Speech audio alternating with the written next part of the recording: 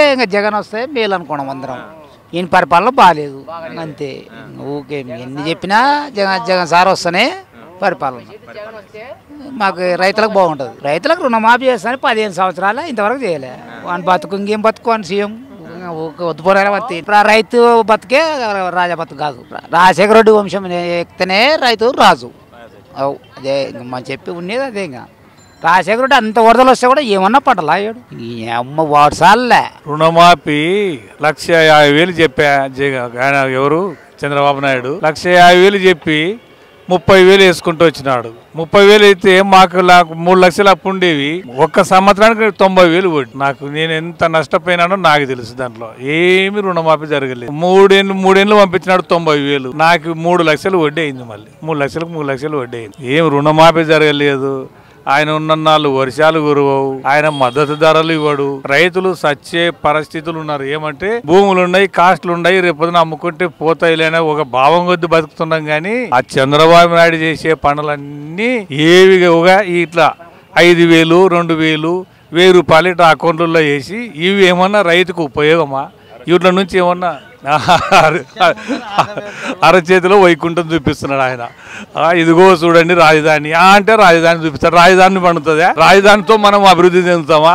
ఇదంతా డ్రామల రాజధాని గాని, ఆయన అంత హైటెక్ రాజధాని గాని, ఆయన మాత్రానికి ప్రజల మేలు కోరేవాడు కాదు. మాకు జగన్ వచ్చినాడంటే జగన్ నవరత్నాలు మాకు అంత ఆకర్షించి ఉన్నాయి. ప్రతి బీసీ మహిళకు, ఎస్సీ వాళ్లకు, మైనార్టీ వాళ్లకు 75,000 రూపాయలు ప్రకటిస్తానని చెప్పని అన్నాడు. అవి వస్తాయి. 12,500 సంవత్సరానికి రైతుకు ఇస్తా అంటున్నాడు. మరి తర్వాత ఇంకా ఎన్నో మరి కొందరికి ఇంకా మా అప్పులు కూడా ఇస్తామంటున్నాడు. ఈ బ్యాంకుల్లో ఇప్పిస్తామంటున్నాడు. కాబట్టి జగన్ మాకు రుణమాఫీ ఇచ్చిన వాటిని నిలబెట్టుకోవాలంటే జగనే. ఈ రుణమాఫీ అవన్నీ ఆయన అప్పులు మాఫీ చేస్తానని ఏమీ చెప్పలేదు. కానీ ఆయన చెప్పిన వాడిని మాకు నచ్చి ఉన్నాయి. గవర్నమెంట్ నుంచి మీకు ఏమైనా ఇండ్లు కానీ ఏమైనా లబ్ధి పొందినారా? ఏమన్నా లేదు సార్. లేదు. రేషన్ కార్డు ఉంది, పింఛన్ ఏం లేదు. ఏ రకంగా అభివృద్ధి లేదా మీకు ఇక్కడ? ఏం లేదు. ఆయన జగన్ వస్తే బాగుంటది. జగన్ సార్ వస్తే సీఎం అయితే ఈ ప్రపంచం వల్ల బాగుపడుతుంది. నమ్మకం ఉంది. ఆయన వాళ్ళ రాజశేఖర రెడ్డి చేసినప్పుడు రుణమాఫీ ఆయన చేసినప్పుడు ఒకటే పరి రుణమాఫీ మొత్తం అంటే రుణమాఫీ చేసి పడేసినాడు. మళ్ళీ ఇచ్చినాడు, అప్పు ఇచ్చినాడు. ఆయన వస్తే ఈ మొత్తం మన ఆంధ్ర, ఏపీ మొత్తం బాగుపడుతుంది. ఎవరు వచ్చినా ఏం చేస్తారు? వానకాలాలు లేకపోయా, వర్షాలు పడక రైతులు కొంచెం నష్టపోతున్నారు. ఎంత పెడతారులే, భగవంతుడు మనకి ఇస్తే బాగుంటది. రుణమాఫీ నాకేం అప్పు లేదు బ్యాంకులో. అదే వర్షాలు లేక మనం దెబ్బతిన్నాం చూడు. ఇంకా అని ఇంకా అట్లా అనుకుంటారు జనాలు.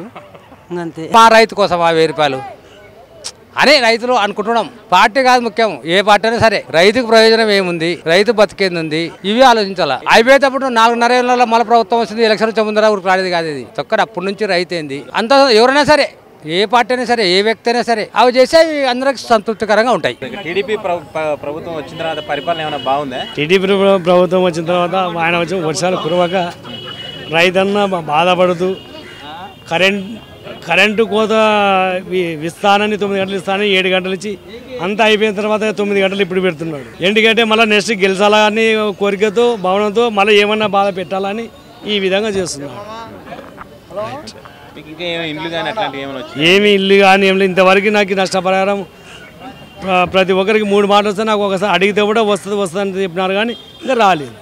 ఎవరు గెలవాలని కోరుకుంటున్నారు? జగన్ గెలవాలని కోరుకుంటున్నాను. నేను చికెన్ వ్యాపారం చేస్తాను. ఎట్లా ఉంది? మీలాంటి వాళ్ళకి ఏమైనా మేలు జరిగిందా? మాలాంటి వాళ్ళకి ఏం మేలు జరగలేదు. ఏం జరగలేదు అంటే గవర్నమెంట్ ఇండ్లు రావడం కానీ పింఛన్ అట్లాంటివి ఏమలేదు. ఏం లేదు. మరి ఇప్పుడు ఎలక్షన్ రాబోతున్నాయి. ఎట్లాంటి వ్యక్తులు రావాలని కోరుకుంటున్నారు? మనకి జగనే రావాలి. జగన్ వస్తే ఎందుకు రావాలని కోరుకుంటున్నారు? జగన్ వస్తే మనకి మన బీసీ ఇది జరిగింది కదా, డిక్లేషన్ మన మైనార్టీ వాళ్ళకి కూడా ఇస్తామన్నారు. అందులో జగనే కావాలి మాకు. జగన్ వస్తే బాగుంటుంది. ప్రతి రైతుకి ఇది ఏడాదికి 10,000, 12,000 ఇస్తామన్నారు. పిల్లలు కానీ మంచి వసతులు వస్తాయి. మళ్ళీ వ్యాపారాలు లేవు మాకు. వానలు లేక చంద్రబాబు వచ్చినందుకు వానలు లేదు, ఏం లేక ఇంకా అల్లాడుతున్నారు జనాలు. మీకు గవర్నమెంట్ నుంచి ఏమన్నా ఇండ్లు వచ్చిన ఇండ్లు కానీ రేషన్ కానీ? ఇండ్లు వచ్చి లేవు. ఇంతరమ్మ ఇచ్చిన ఇండ్లే మాకి. ఇంకా మాకి పసుపు కుంకుమ దుడ్లు అని వేసే బ్యాంకులలో, అప్పుడు బ్యాంకులలో మీకు లోన్లు ఇస్తాము, పాండ్లు ఇస్తామని చెప్పి ఉన్నే మా పసుపు దుడ్లు వేసినామని చెప్పేసి 10 లక్షలు అప్పు పడాలని ఇంకా ఎదురేసి కట్టించే బ్యాంకులకు కట్టించే రూపం చూపించే చంద్రబాబు.